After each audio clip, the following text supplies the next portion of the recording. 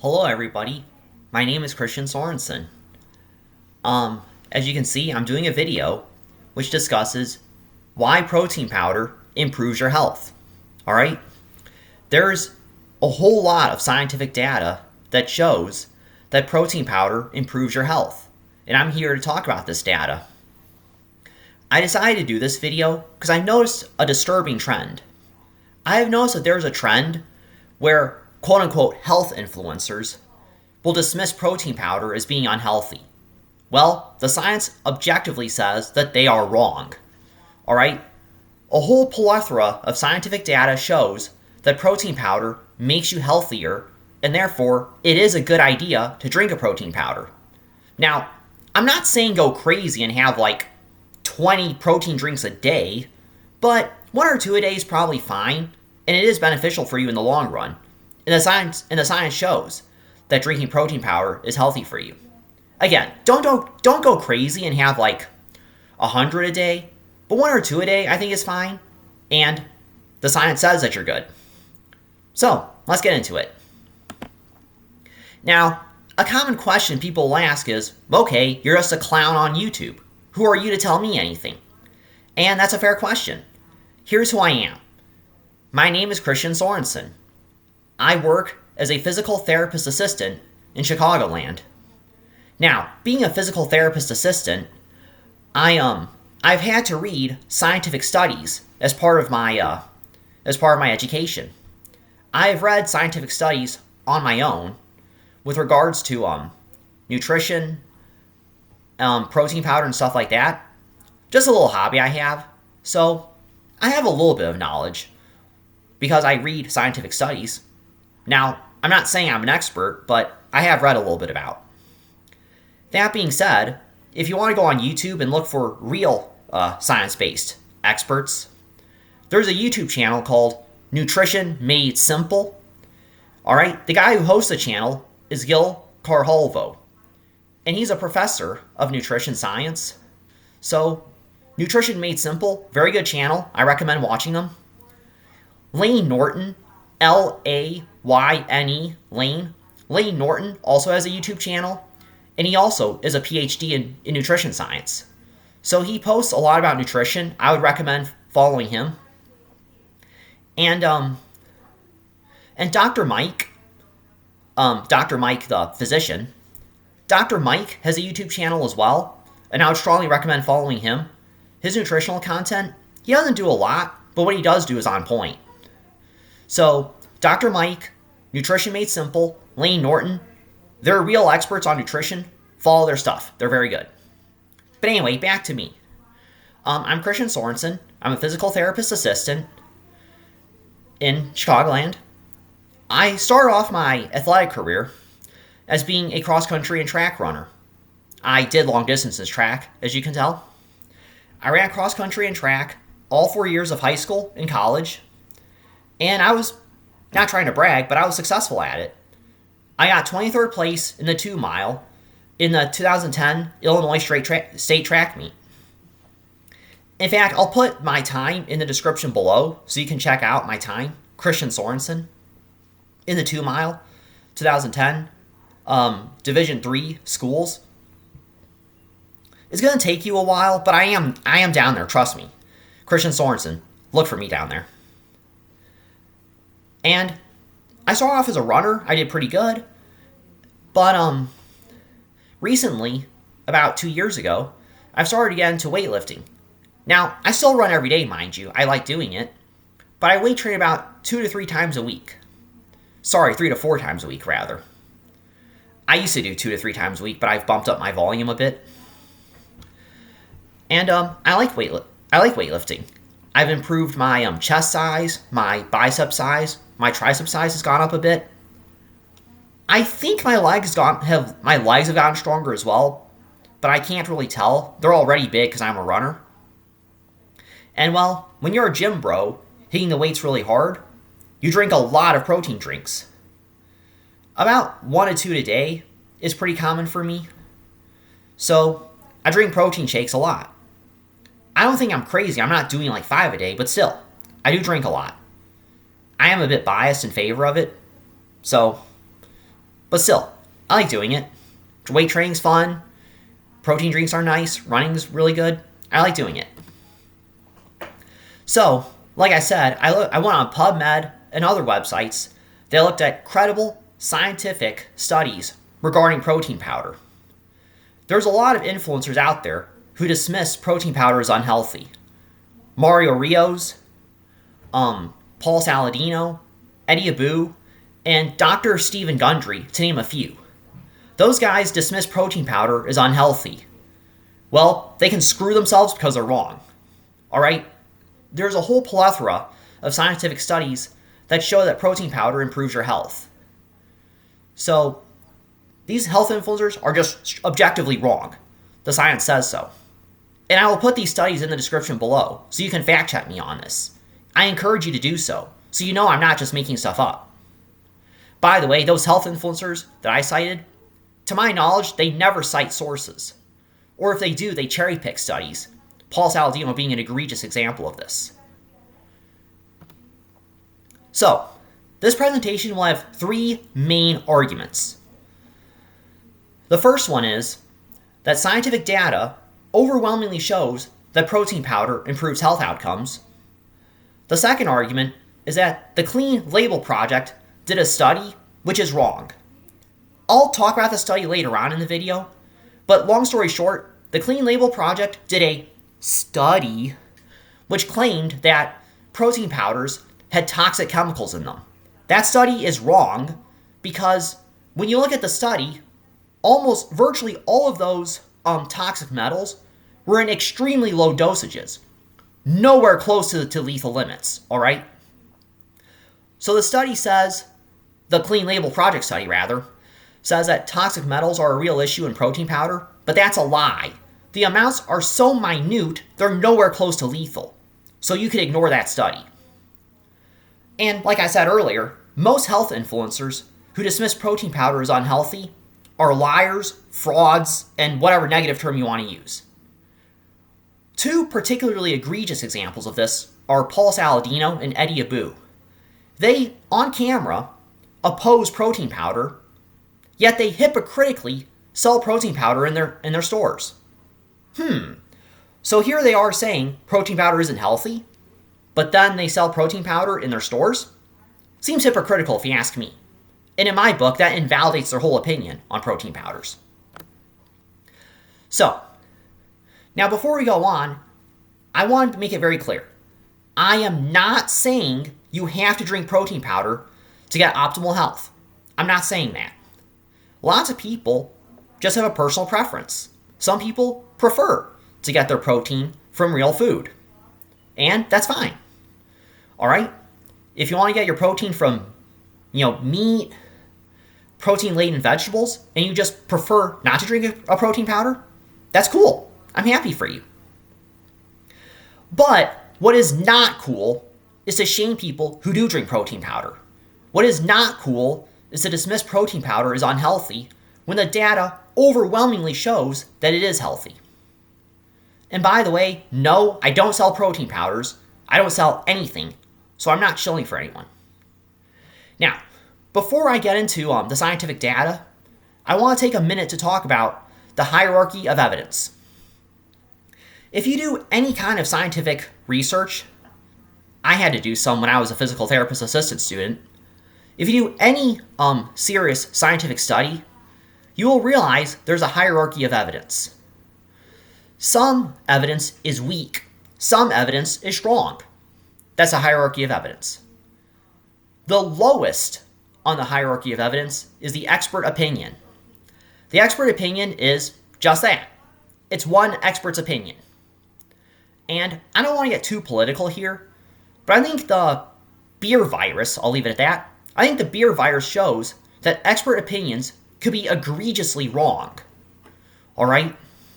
So, the expert opinion is extremely weak evidence. However, what's better evidence is the randomized control trial. The randomized control trial is essentially what people think of when they hear scientific study.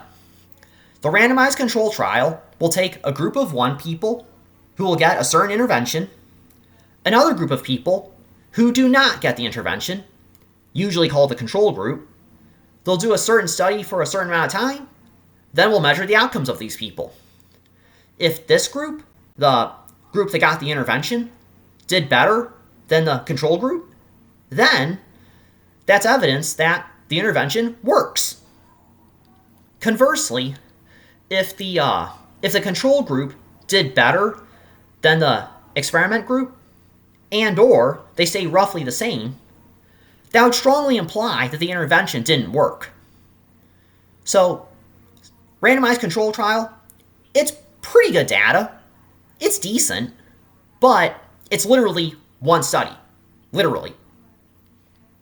What's better than the randomized control trial is a meta-analysis. The meta-analysis combines multiple studies. And because it's combining multiple studies, it has more data to work with. So the randomized control trial, one study, decent, but the meta-analysis, which has multiple studies, is even better. But what's even better than the meta-analysis is the systematic review. The systematic review is the best evidence because it combines a whole lot of studies to get a consensus. The systematic review will look at meta-analyses, randomized control trials, and other big studies to get a more generalized conclusion. So the systematic review is the best form of evidence we got. So, in the order of weakest evidence to best evidence, we got the expert opinion, randomized control trial, meta-analysis, systematic review. There might be one or two forms of evidence that I'm leaving out here, but this is the most relevant for today's video. Okay, you might want to take notes because there's a lot of scientific data I'm going to throw at you. You also might want to take pauses in the video as well. Okay, first things first, we're going to look at a Baylor University Medical Center Proceedings Systematic Review. This was published in 2023, so it's pretty recent. This systematic review said a lot of good things about protein powder. Very good stuff here. First things first, the review found that protein powder can help reduce appetite, which in turn could lead to weight loss. That's good. Another thing, if you're diabetic, you might want to hear this. Protein powders improve insulin sensitivity. So, if you're diabetic and you need to manage your blood sugar levels, protein powders might help you on that, according to this systematic review. The systematic review also found that plant-based protein powders reduce LDL cholesterol. LDL cholesterol, for all you that don't know, is the bad cholesterol. Bad cholesterol, if it's in high amounts, correlates with higher risk of heart disease, higher risk of, lung cancer and other kind of stuff. So, the carnivores are going to get an aneurysm, but you really do want to lower your LDL cholesterol because high rates of LDL cholesterol, like I said, do increase the risk of heart disease. So, this systematic review found that plant-based protein powders reduce LDL cholesterol levels. So, if you want to reduce your risk of heart disease, plant-based protein powders might help you out. Is it magic? No. But will it help? Yes. Also, this systematic review showed at least one study that involved liver disease patients. This study found that liver disease patients who consumed whey protein experienced improved liver function, reduced liver damage, and lower levels of fat in the liver. Now granted, it is one study, but the study does indicate that whey protein helps liver disease patients.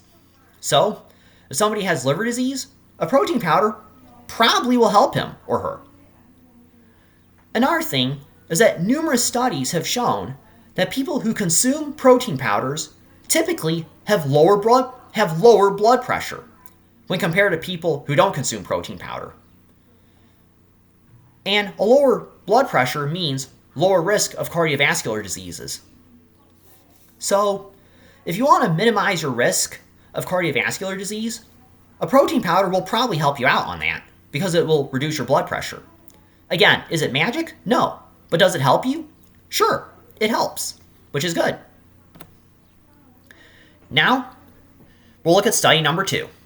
Study number 2 was published in Pharmacological Research in 2019.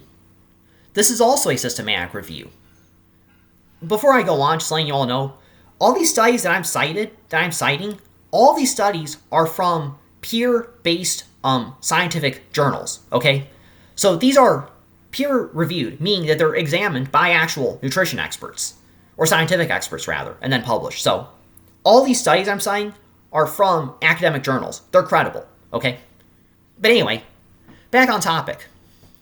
The second study I'm looking at is a 2019 systematic review. And remember, the systematic review is the best evidence we got. So, this 2019 systematic review looked at 10 animal studies and 5 human studies. All these studies looked at cancer and protein powder. Now, like I said, 10 animal studies were included in this study. In all 10 of these studies, these animals had cancerous tumors. And in all of these studies, these animals were consuming whey protein. In all 10 studies, the animals who consumed whey protein had significantly less cancerous tumors when compared to the animals who did not consume whey protein. So, over here, you got animals who consumed whey protein. Over here, animals who did not consume whey protein. The animals who consumed whey protein, they had less cancerous tumors. These animals who did not consume whey protein, they had more cancerous tumors. This strongly implies that the protein powder, or the whey protein rather, slows down cancer growth. Slow down cancer growth? That's good. So, these 10 animal studies imply that whey protein has anti-cancer tendencies. That's a good thing. Now, this systematic review, like I said, also looked at 5 human studies regarding whey protein and cancer. 4 of the 5 human studies showed that the cancer patients got healthier after drinking whey protein. For example, one of the studies was Bung Rungpert et al. I hope I said that right. In Bung Rungpert et al., cancer patients who consumed whey protein had higher GSH levels and better overall nutrition scores when compared to the control group. So, GSH, I'm going to go off topic to explain this a little. Alright. Higher levels of GSH usually suggests less cellular damage. So, the lower the GSH, the higher the cellular damage. The higher the GSH, the lower the cellular damage, basically. So, in Bung Rungpert, the cancer patients who consumed whey protein had higher rates of GSH levels, which suggests that they had lower cellular damage. Conversely, the control group had relatively lower GSH levels, which would suggest higher cellular damage. So, the cancer patients who consumed the whey protein had higher GSH levels, which would imply that they had less cellular damage. So, more GSH is good, basically. So, cancer patients in this study objectively got healthier. Similarly, in Gillis et al., found that cancer patients who consumed whey protein significantly improved their functional walking distance when compared to the control group. So, 4 of the 5 studies in this systematic review show that human cancer patients improve their health after they drank whey protein. Now, you remember how I said 4 out of 5 human studies showed a benefit for cancer patients consuming whey protein? Well, the 5th study was Kennedy et al. And Kennedy et al. showed an inconsistent benefit regarding cancer patients and whey protein. In Kennedy et al., there were 7 total participants.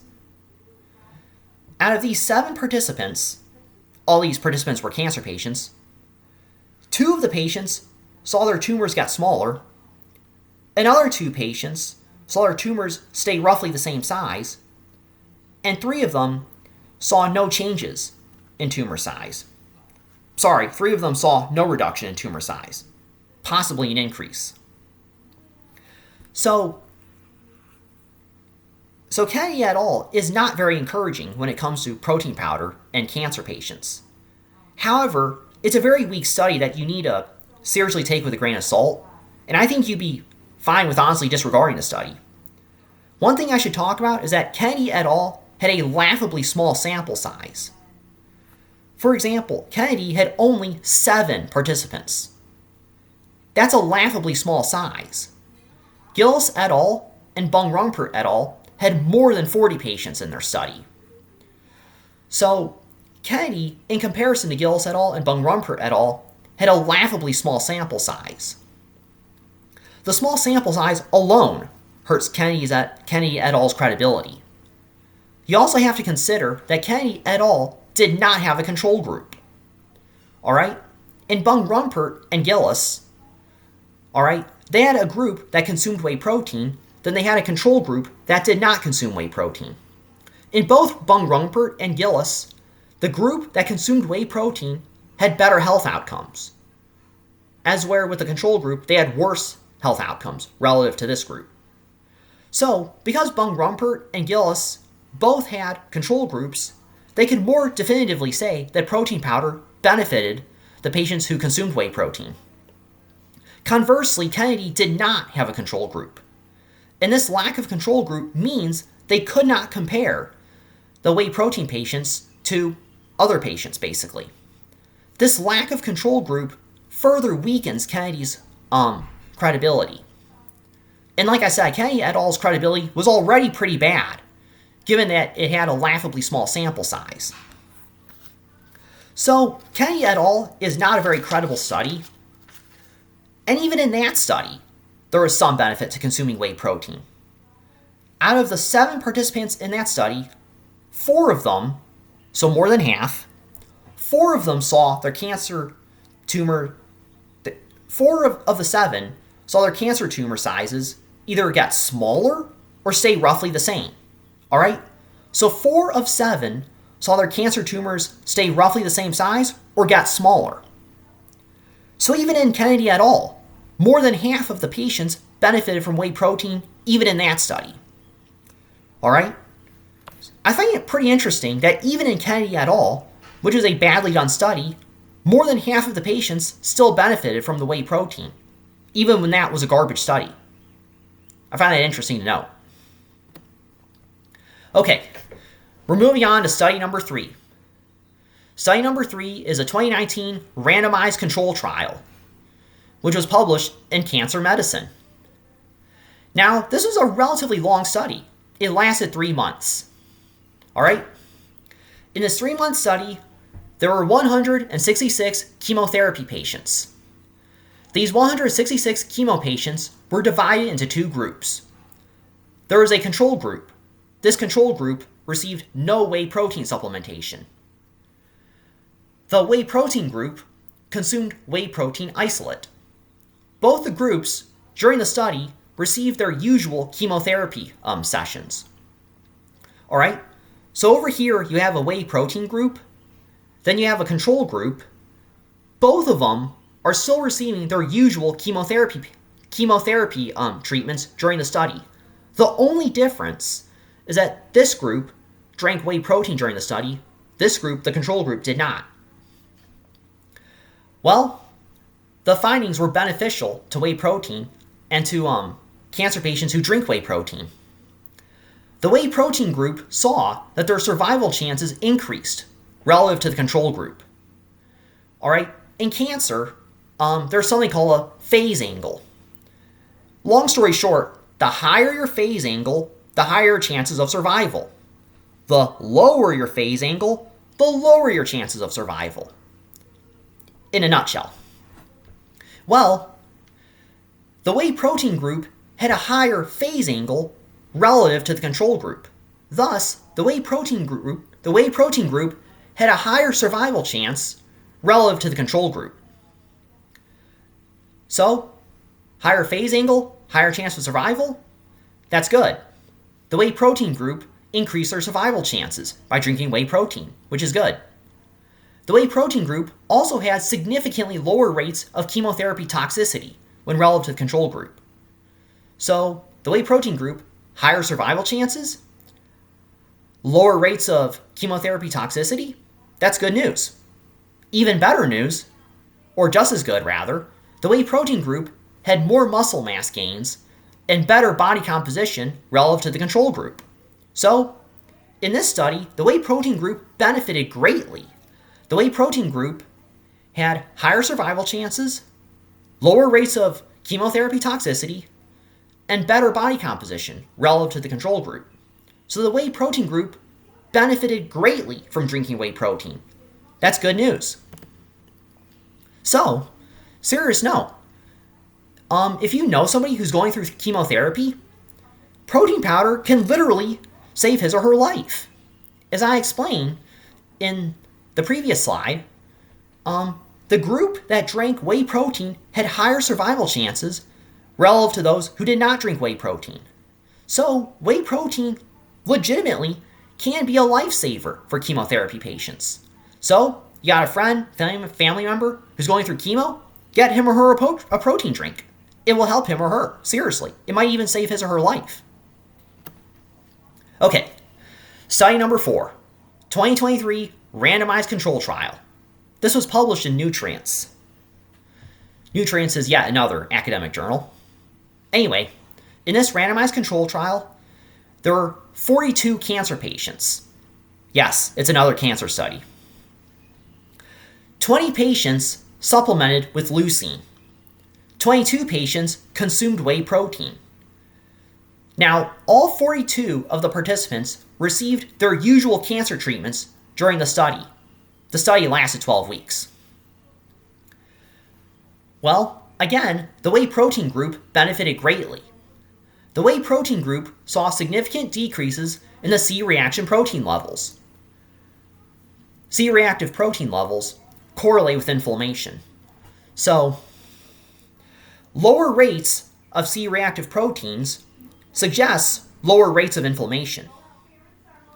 So in this study, the whey protein group saw significant decreases in their C-reactive protein levels, which implies they had less inflammation. Conversely, the leucine group saw no changes in their C-reactive protein levels. This implies that the leucine group did not reduce their inflammation. Conversely, the whey protein group significantly reduced their inflammation. So whey protein group, less inflammation, good news, very good. Now, in this study, both groups saw significant increases in their sit-to-stands. So the whey protein group significantly improved their sit-to-stand scores. Sit-to-stand is pretty self-explanatory. It measures your ability to get in and out of a chair, like what I just did. So both groups saw significant increases in sit-to-stands. So the whey protein group didn't hurt. That's good. Now in this study, the phase angle was interesting. In this study, the phase angle didn't change much during the study. I find it pretty interesting that in the third study we looked at, the one before, the whey protein group significantly improved their phase angle and thus improved their chances of survival. In this study, the phase angle didn't change with either group. That's a very interesting conclusion. But the point I want to make is that in this study, the cancer patients who consumed whey protein significantly reduced their inflammation. And the whey protein group also significantly improved their sit-to-stands. Though it should be noted that the leucine group also improved their sit-to-stands significantly. Okay, I did a lot of yapping. I'm going to do a lot of yapping in this video, so I figured you might want to take a break. Pause the video, take a break, have some fun, then come back here in a few minutes. Okay, we're back. So, you remember how the fourth study talked about inflammation? Well, the fifth study also talks about inflammation. Let's talk about it. Whoops, didn't mean to do that. Okay. Study number 5, 2023. This is a meta-analysis published in the British Journal of Nutrition. Now you remember, meta-analysis is relatively high up in the hierarchy of evidence. Meta-analysis is a combo of multiple studies, which is very good evidence. Alright, so this meta-analysis examined protein powder's effect on inflammation. This meta-analysis looked at 31 randomized control trials. These randomized control trials looked at 3,274 participants over the course of those 31 studies. That's a lot of data. Typically, scientific studies will look at 40 people, 150 people, something like that. Not a lot, relatively speaking. But this meta-analysis looked at 3,274 participants over 31 randomized control trials. That's a lot of data, relatively speaking. Long story short, this meta-analysis found that regularly consuming whey protein led to significant decreases in inflammation. This meta-analysis also found that regularly consuming soy protein led to significant decreases in inflammation. So, based on this meta-analysis, protein powder helps reduce inflammation. So, on a practical note, if you have a friend or family member who suffers from chronic inflammation, protein powder seriously might help him or her out. Alright, so, you want to reduce inflammation? According to this meta-analysis, drinking a protein powder will help reduce inflammation. So, drink up, I guess. Alright? Diabetes and cardiovascular disease, it's sad. I actually have family members who have diabetes and cardiovascular diseases. Rest in peace, Grandpa. I miss you. So, this is a 2023 systematic review. Remember, systematic review, the highest evidence you can get. Great stuff, good evidence. So, in this systematic review, it looked at multiple studies that examined protein powder, diabetes, and cardiovascular disease. Multiple studies show that protein powder benefits diabetics. More specifically, protein powder improves insulin sensitivity. Better insulin sensitivity, in turn, helps diabetes manage their blood sugar levels. Another thing is that protein powder helps improve satiety. Thus, it helps reduce hunger. Reduced hunger, in turn, could lead to less eating, and so more weight loss. That's good news. Not just for diabetics, but for people trying to lose weight too. The studies also found that protein powder can help keep blood sugar at healthy levels, which is a huge deal for diabetics. So, if you know somebody who has diabetes, protein powder might help him or her. Now, the little caveat to this is, I would strongly advise sugar-free protein powders because diabetics can't have too much sugar. So, sugar-free protein powders, I think, are a good idea for diabetics. So, yeah. Anyway, protein powders can be beneficial for diabetics, as we can see here in the slide. Multiple meta-analyses and randomized control trials were also quite favorable when it came to protein powder and heart disease. More specifically, multiple meta-analyses and randomized control trials found that regular consumption of protein powder led to decreased levels of triglycerides, decreased levels of LDL cholesterol, aka bad cholesterol, reduced overall cholesterol levels, and reduced blood pressure. All of this combined results in a lower risk of cardiovascular disease. Alright? So if you're eating a protein powder, you'll typically reduce your triglyceride levels. Lower triglyceride levels means lower risk of heart disease. Good news.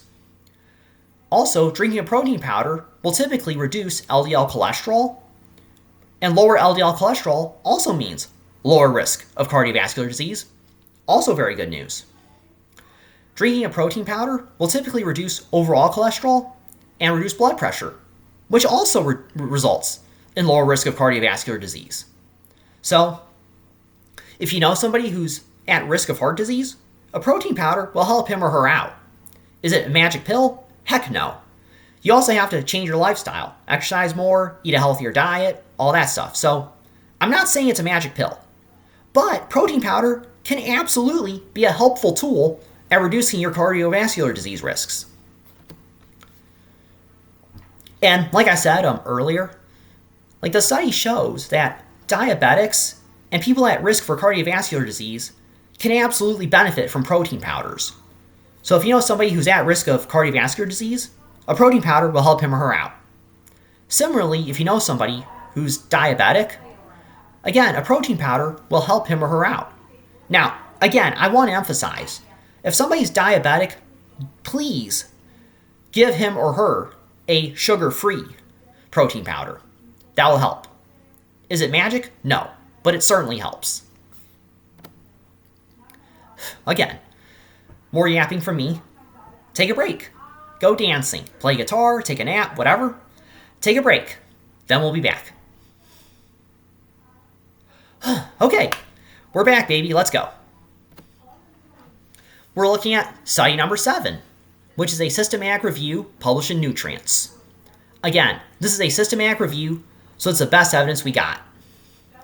This systematic review looked at sarcopenia. Sarcopenia is a fancy way of saying muscle loss that occurs due to aging.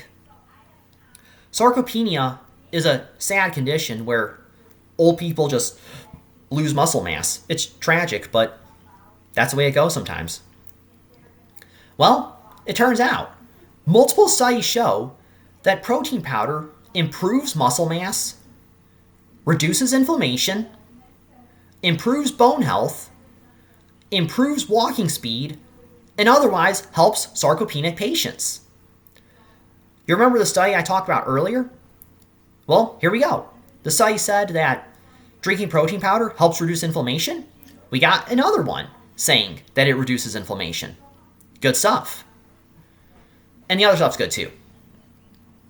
The systematic review looked at more specific studies, and it highlighted these studies as well to give more illustrations for its findings. One of the studies that this systematic review looked at was called the PROVIDE study. The PROVIDE study looked at 2 groups of sarcopenic patients. One group received a whey protein supplement. The other one was a control group that obviously did not supplement with protein. By the end of the study, the protein supplement group saw significant increases in muscle mass, significant increases in bone health, significant decreases in chronic inflammation, and other benefits. So the whey protein group, more muscle mass, more bone health, better bone health rather, and significant decreases in inflammation? Awesome! Good job, way good job, protein supplement group. That's awesome. So the PROVIDE study shows that sarcopenic patients who consume a protein supplement will see greater muscle mass increases, improved bone health, and significant decreases in inflammation. They did better compared to a control group. The control group apparently saw no improvements in inflammation and no improvements in muscle mass or bone health. Poor control group. Okay, another study that the systematic review looked at was called Brugnatelli et al. I hope I said that right. Again, something similar happened. Sarcopenic patients were divided into 2 groups, a whey protein group and a control group. This control group did not consume protein. By the end of the study, the protein supplement group saw significant increases in lean mass, significant increases in hand grip strength, and they saw significant increases in their overall, significant improvements rather, in their overall activities of daily living. Conversely, the control group saw little to no improvement. So in this study, again, the group that drank whey protein, or consumed a protein supplement rather, so in Brugnatelli et al., the protein supplement group saw significant increases in muscle, significant increases in grip strength, and significant improvements to their overall activities of daily living. Those are all very good things. we're going to look at yet a third study contained in this systematic review, which is called the IRIS study. Now, this study took place in a rehabilitation home. And this rehabilitation home had a lot of sarcopenic patients. The sarcopenic patients were divided into two groups. The protein supplement group and the control group. And you probably know where this is going at this point. The protein group saw significant improvements in their walking speed, significant improvements in their muscle mass, and significant improvements in their activities of daily living. Very good news. The protein group also had a shorter length of stay relative to the control group. Now, that's not surprising. The protein group improved their walking, they improved their muscle mass, and they improved their activities of daily living. They objectively got healthier relative to the control group. And when you get healthy in a rehabilitation home, you're going to leave because you're healthy. You don't have to be there. So, the protein group had a shorter length of stay because they got healthy. The control group had a longer length of stay because they were not as healthy compared to the protein group. The protein supplement group also had better sit-to-stand score improvements compared to the control group. So, this study, the IRIS study, is awesome for protein powder and sarcopenic patients. In that study, the sarcopenic patients who consumed protein powders, they improved their walking, improved their muscle mass, improved their sit-to-stand scores, they improved their activities of daily living, and they had a shorter overall length of stay. That is awesome. That's great. Protein powder helped them a lot. That's good. So, long story short, based on the systematic review, sarcopenic patients benefit greatly from drinking protein powder. So, if you have a friend or family member who has sarcopenia, give him or her a protein drink. It will help a lot. And by the way, as you can see in the picture, yes, lifting weights is totally fine and totally healthy for old people. Just don't ego lift like a moron, because that's seriously dangerous. Don't do that. Okay, study number 8. We got I looked at 12 studies total, but there's way more out there. I can only fit 12 because I feel like I'm going to talk on and on and on, and I don't want to do that. But 12 studies total, we're on number 8. We're almost there. Bear with me. All right, study number 8. It's a meta-analysis published in Nutrients. This is a meta-analysis, so it combines multiple studies. Combo of studies, good evidence. Very good. So, this meta-analysis has a pretty interesting cohort. It included 10 randomized control trials. And these 10 randomized control trials had 776 post-menopausal women. Yeah, I'm a little mystified as to why they picked such a specific demographic, but yeah, that's what we got. So, 10 randomized control trials, which included 776 post-menopausal women, and these are all old women, ages 57 to 74 years. All of these randomized control trials had essentially a similar format. In all these trials, there was one group that would receive whey protein, and a control group that would not consume whey protein. What did this meta-analysis find? Well, two main things. First things first, the postmenopausal women who consumed whey protein, they saw more body weight loss and more fat loss relative to the control group. More body weight loss, that's good. More fat loss, that's also good.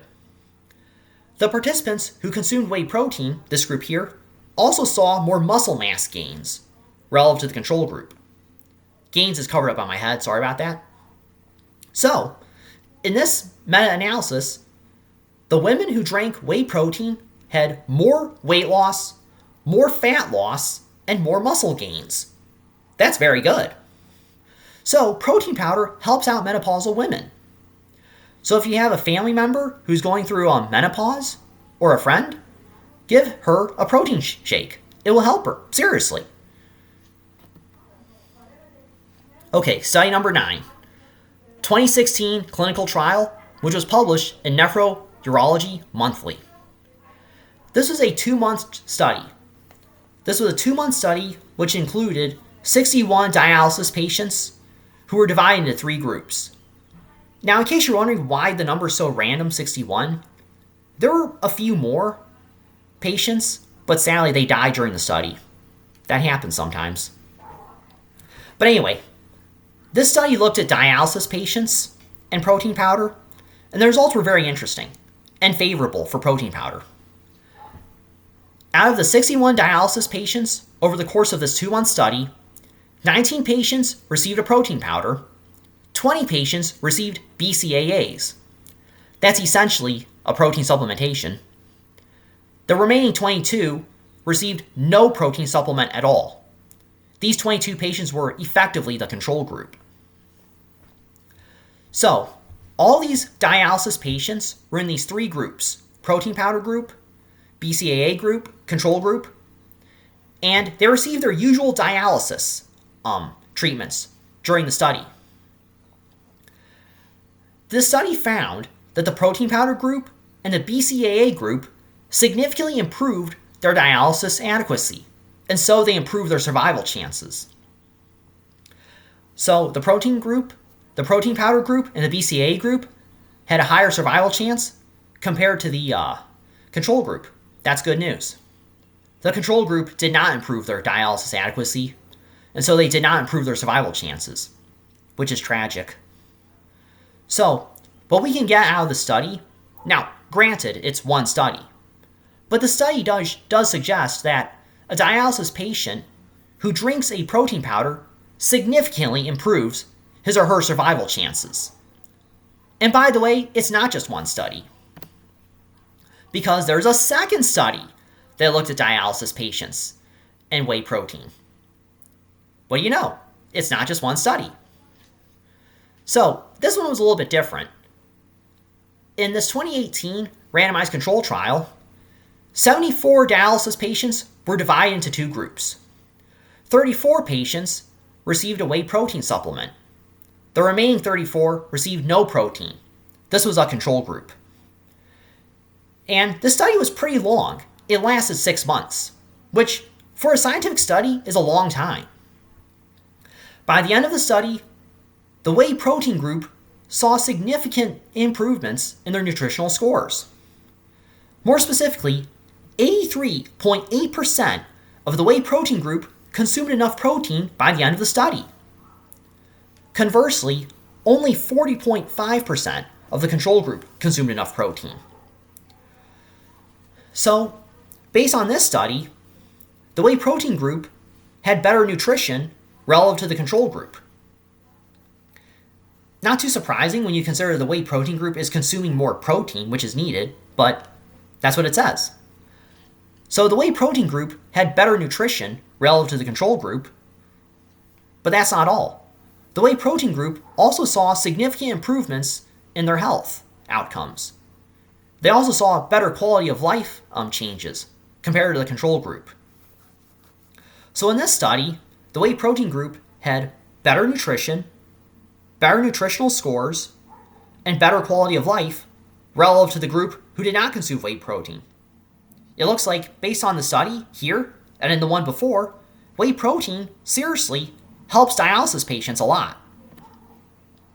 So, if you know somebody who's going through dialysis, based on these 2 studies here, whey protein will significantly help out the dialysis patient, and in some cases, might improve his or her survival chances, which could literally be a lifesaver. Okay. Thank you for sticking with me. I know I'm throwing a lot of data at you, but 2 more studies, man. We're almost there. Take a break. You deserve it. Okay. Let's get back to it. 2 more studies. Study number 11. This is a 2024 randomized control trial published in Experimental Gerontology. I hope I said that right. This study looked at protein powder and cognitive decline. Sadly, people getting old and suffering cognitive issues, it happens. It's sad, but it happens. So in this study, we looked at a 12-week study which looked at 36 old men. And these were old men, as they were, on average, 67 years old. So, 18 men were in a group that consumed whey protein. The other 18 men received no protein at all. This was a control group. By the end of the study, the whey protein group saw significant improvements in their cognitive function relative to the control group. So, it looks like the group that consumed whey protein had better brain function relative to the control group.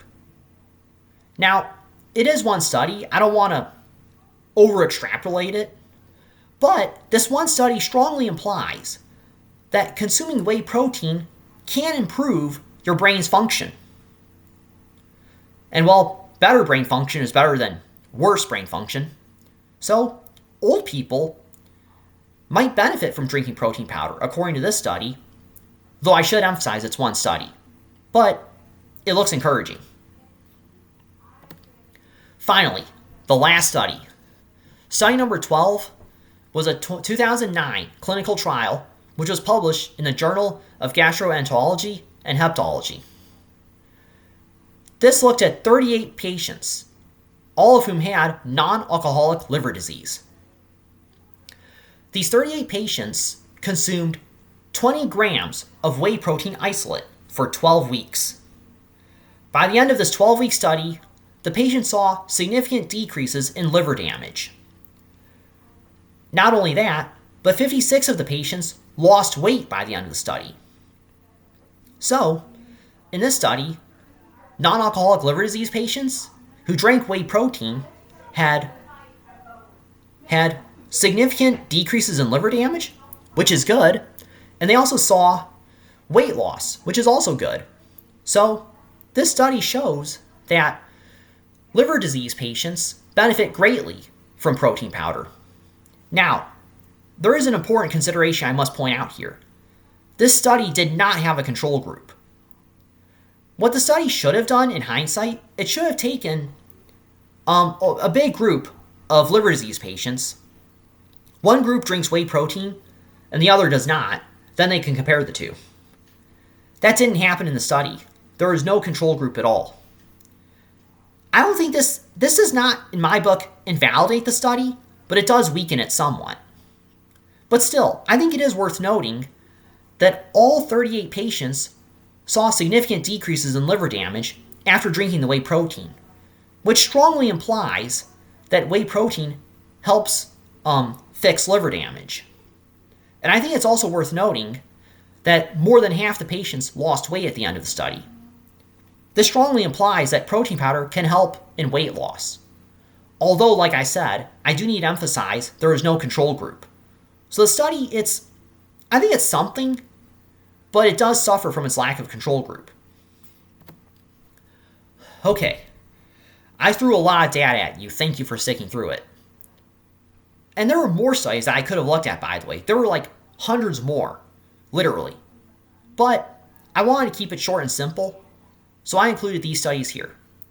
The scientific studies in credible, peer-reviewed scientific journals show that protein powder improves your health, and these studies show this overwhelmingly. The scientific data as a whole shows that protein powder improves health. Drinking it will improve your health. That brings me to my second point. A lot of anti-protein powder zealots will point to a study performed by the Clean Label Project. This study was published in 2024, possibly 2025. The Clean Label Project looked at 160 protein powders.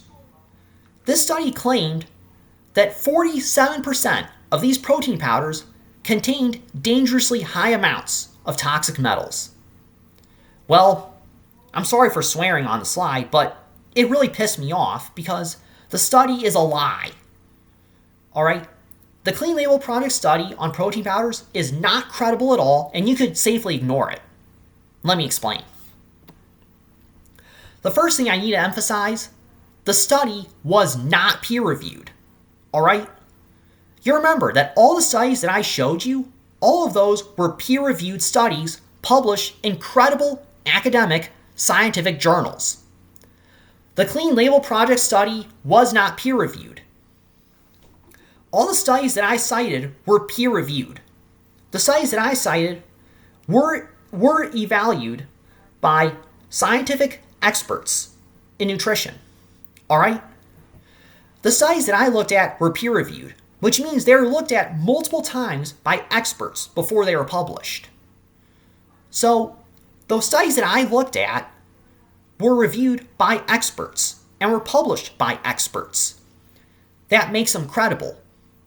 Conversely, the Clean Label Project study was not peer-reviewed. Experts did not look at their study. This means that the Clean Label Project study was not peer-reviewed and therefore is very likely not accurate. Alright, so over here, the studies that I looked at were peer-reviewed by experts and therefore are more likely to be accurate. The Clean Label Project study was not peer-reviewed, not reviewed by experts, and therefore is therefore probably inaccurate. I also need to mention, again, the Clean Label Project study was not published in a credible academic journal. Alright, if they believed their data was so good, so worthy of publication, why didn't they publish it in a scientific journal? This goes back to my first point about peer review. All the peer review studies that I cited, and there were more, by the way, that I didn't put into this presentation, the scientific studies that I cited were peer-reviewed and published in scientific journals. In fact, they cannot be published unless they're peer-reviewed. The Clean Label Project study was not peer-reviewed and therefore was not published in a credible scientific journal. So that again makes it more likely to be inaccurate. So the fact that the Clean Label Project study was not peer-reviewed, not published in a credible journal, those are serious red flags that taint its credibility. Oh, by the way, the Clean Label Project is not accredited by any scientific organization. It is not accredited by any government agency. It's essentially, for all we know, a bunch of idiots working in office making crap up. Literally. So the Clean Label Project is not accredited by anybody, which makes them way less credible and way more likely to be making stuff up. But it gets even worse because guess what? Their data is a lie. Alright? Now, the Clean Label Project study argues that protein powder is not healthy because it contains high levels of toxic metals. Alright? Toxic metals, obviously, will hurt your health. So, the Clean Label Project argues that protein powder is not safe to drink, or 47% rather, that 47% of protein powders are not safe to drink because they contain toxic metals, and drinking these will hurt your health. Now, if you think about it for more than a few seconds, you can see that that's obviously wrong. We looked at 12 studies. And like I said, I want to emphasize, there were more studies, by the way, that I did not include here. There were literally hundreds of studies that showed that protein powder was healthy. So there were more I didn't put in, by the way. But all the studies that I looked at showed that protein powder improves health. Like we showed earlier, your health improves when you drink whey protein, and other protein powders for that matter. So, if the Clean Label Project is right, if you're drinking toxic metals in protein powder, your health should decrease. Your health should get worse if you're drinking protein powder because you're consuming toxic metals, according to the Clean Label Project. But wait a minute. All the scientific data that we looked at showed your health goes up.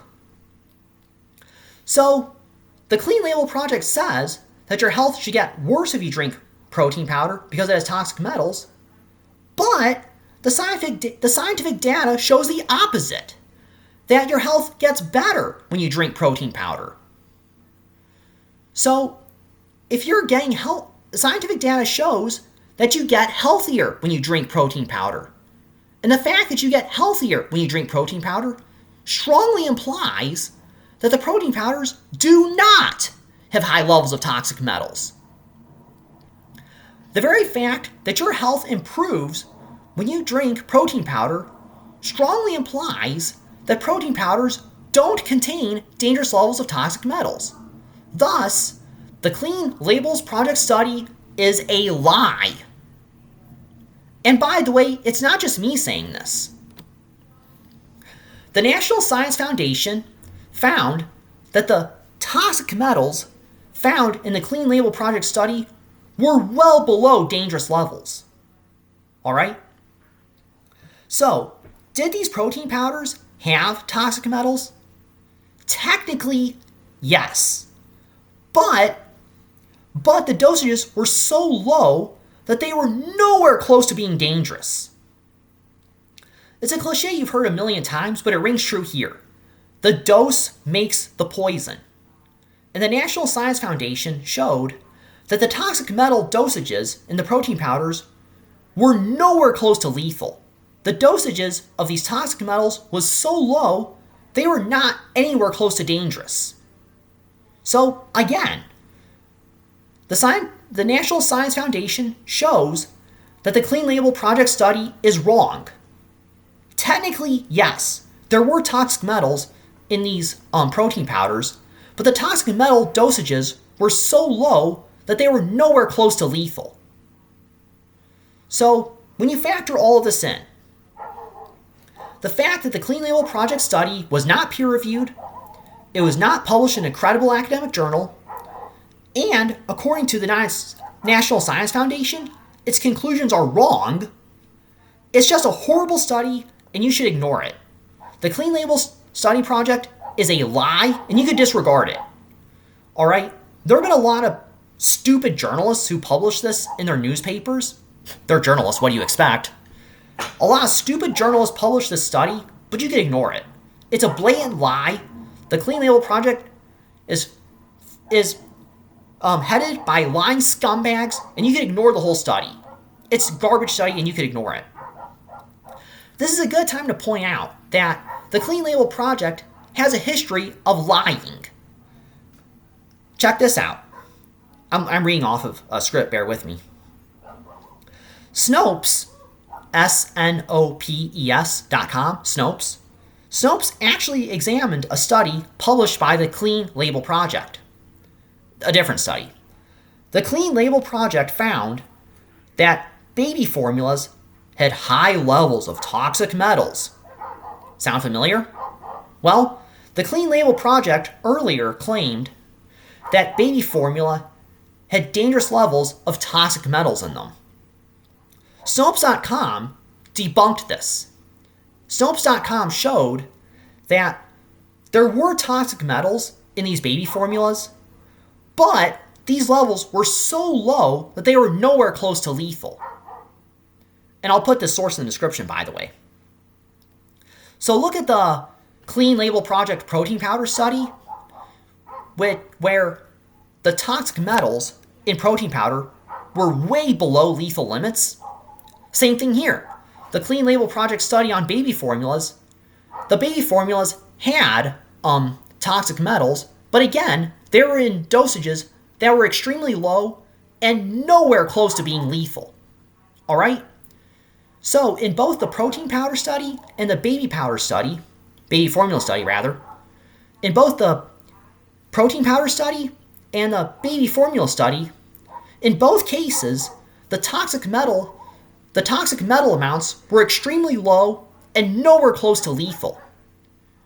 So, yeah, I think that says all you need to know about the Clean Label Project. The fact they essentially made the same mistake twice and were called out by it, and were called out for lying about it twice, shows that they're not a credible organization. The fact they have a history of lying pretty much debunks any credibility they would have. So, screw that study, it's a lie, you can ignore it. Okay, take another break. Thank you for watching so far. I know I'm throwing a lot of data at you, but thank you for watching. I really seriously appreciate it. take a break, hang in there, relax, take some time off. We'll be back in a few minutes.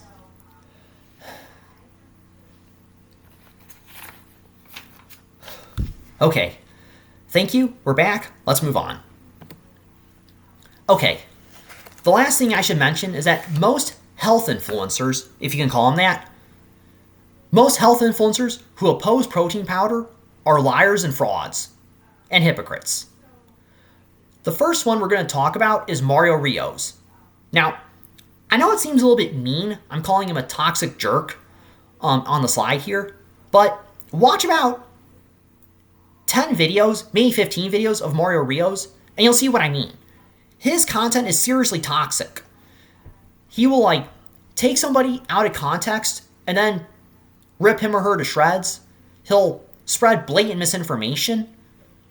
He'll lie about stuff. He's got a toxic personality, and I would not advise watching him. Sean Nalawani, Johnny Shreve, Revival Fitness, and Denali Gordon, to name a few, all of them have debunked Mario Rios' misinformation, and they have also called him out multiple times for being a toxic influencer. So, Mario Rios is toxic, he spreads misinformation, don't watch his content. I'm being serious, do not watch his content, he's awful. But anyway, back on topic. Mario dismisses protein powder as being unhealthy. However, he's a bit of a hypocrite on the issue. He dismisses protein powder and protein bars as being unhealthy because he considers them processed. Now, him dismissing protein powder as being processed and therefore unhealthy might make sense, except that he recommends eating heavily processed candy after a workout. I'm serious. You can watch the video in the description below. But Mario advises his viewers to eat candy after working out. So, on one hand, Mario says, don't drink a protein powder, it's heavily processed. While over here he says, eat heavily processed candy after a workout. Well, wait a minute. Over here you say, don't drink highly processed protein, but then here you are saying, eat heavily processed candy. That's pretty hypocritical if you ask me. If it's not okay to drink whey protein because it's processed, it also should not be okay to eat heavily processed candy. His hypocrisy is pretty stupid if you ask me. I also should know is that Mario eats heavily processed fast food after working out. By the way, I will also put this video in the description if you don't believe me. In one of his own videos, Mario goes to Chipotle after working out and eats highly processed Chipotle. Now, I know there's going to be somebody in the comments say, well, Chipotle is, it's not processed, it's natural. No, pal, it's not. Alright, it's a restaurant. There is virtually no restaurant that has natural ingredients. The ones who say they're natural are lying. Alright? And by the way, Chipotle has been sued. They have been sued for lying about the natural status of their foods. So I think we could pretty safely say that Chipotle uses heavily processed foods to make their meals. That I think we can say pretty comfortably. So Mario says on one hand, don't drink protein powder, it's heavily processed, while on the other hand, he eats heavily processed fast food after working out. The fast food being Chipotle. Again, I find that pretty hypocritical. If it's not okay to eat highly processed protein powders after a workout, it's also not okay to eat heavily processed Chipotle after working out. Again, Mario is just a straight up hypocrite on this, and his hypocrisy invalidates his whole opinion on protein powders. And like I said earlier, if you watch earlier in the video, I cited literally a dozen of scientific studies that show that protein powder is healthy. So Mario is just straight up wrong when he says it isn't. And by the way, he's a hypocrite to do. He's a hypocrite to boot. So screw that guy. Okay, Paul Saladino. Now, to his credit, Paul is not as toxic compared to Mario. He's actually way nicer to his credit. But that's not saying very much, because Paul is still a hypocrite on protein powder. More specifically, in an older video, Paul Saladino dismissed protein powder as being unhealthy. However, Paul is a hypocrite on this issue because he sells a protein powder in his store. I'll put the link in the description if you don't believe me. So Paul, on one hand, says, don't drink protein powder, it's not healthy. But then he sells a protein powder in his online store. So he says on one hand, don't drink a protein powder, but on the other hand, he sells a protein powder. Again, that's a little bit hypocritical. If it's not okay to consume protein powder, it also is not okay for him to sell a protein powder, where assumedly you're going to drink it. He's essentially saying, don't drink protein powder. Drink my protein powder, which I sell at an overpriced amount of $70+. Pretty hypocritical. His blatant hypocrisy on protein powder means one of two things. Either Paul genuinely believes that protein powder is not healthy, but he chooses to sell it anyway, which makes him a scammer, or alternatively, he knows that protein powder is healthy, but he lies when he calls it unhealthy, which makes him a liar. So either he's a scam artist or he's a liar, and either way, that's bad. I think we can safely say that invalidates his whole opinion on protein powder. Okay, Eddie Abu. Now, this guy is extremely infuriating, okay? Eddie Abu has kind of made a name for himself by calling out unhealthy food in the supermarket. And he's got a point there, to his credit. He is right to point out that ice cream, donuts, highly processed candy, Snickers, all that stuff is legit bad for you, and he is right to point this out. But then he went the stupid route.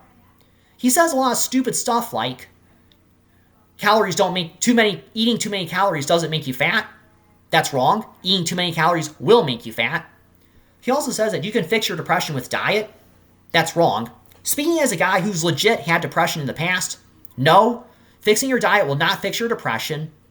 I fixed my diet when I was depressed, and I was still depressed. So, yeah. He also says stuff like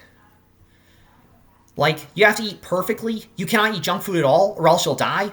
Well, scientific studies show that small amounts of junk food are fine. So, yeah. He's extremely infuriating because he started out as one of the good guys, and then he became a zealot, which is tragic. But anyway, Paul is essentially the British Paul Saladino.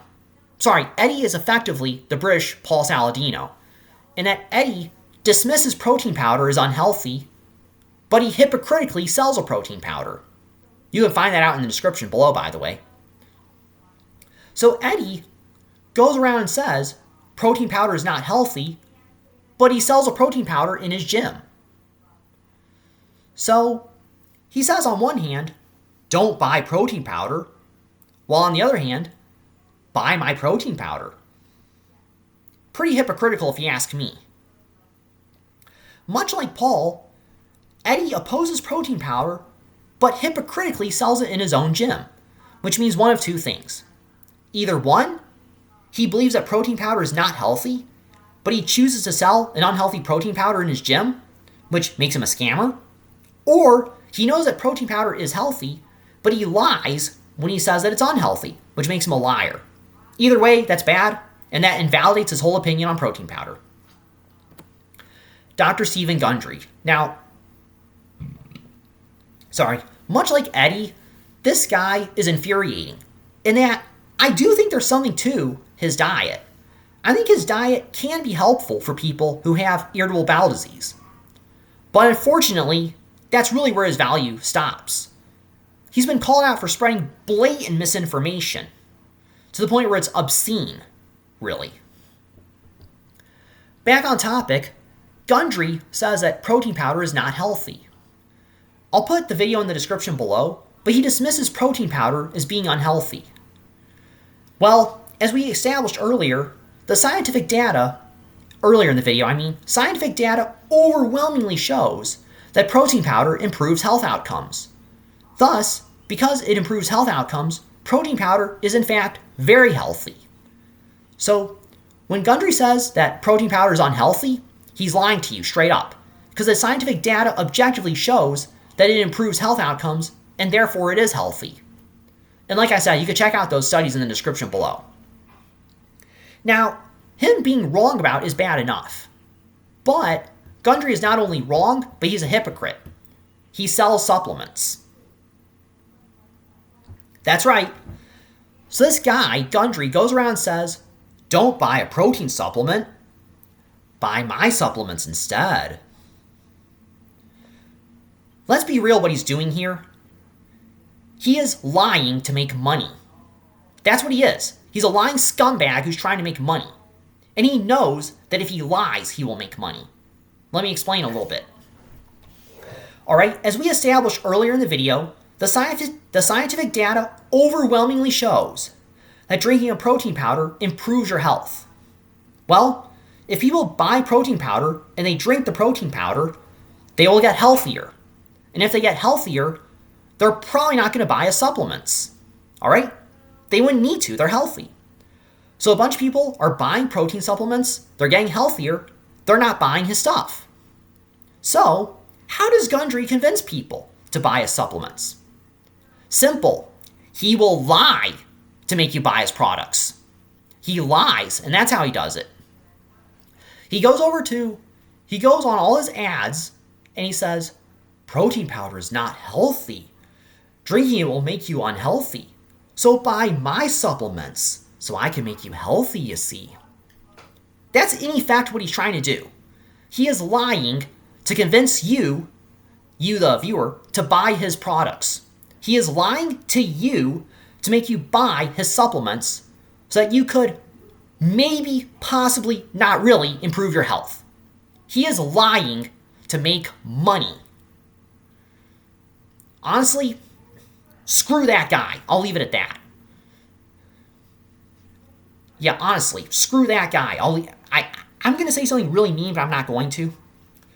So he is lying through his teeth, and he's a hypocrite on the issue. He says it's not okay to consume whey protein supplements, but buy my supplements instead. Yeah, that's hypocrisy. If it's not okay to consume whey protein supplement, it should not be okay to consume his supplements. Hypocrisy. There's also the fact that he's a lying scumbag who's lying about protein powder and other things to make money.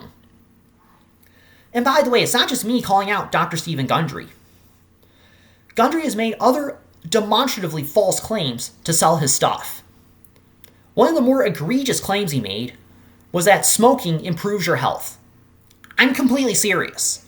On the Dr. Mike podcast, he seriously said that smoking makes you healthier. This is objectively wrong, as we have 50 plus years worth of scientific data showing that smoking does not make you healthier. It makes you sicker, if anything.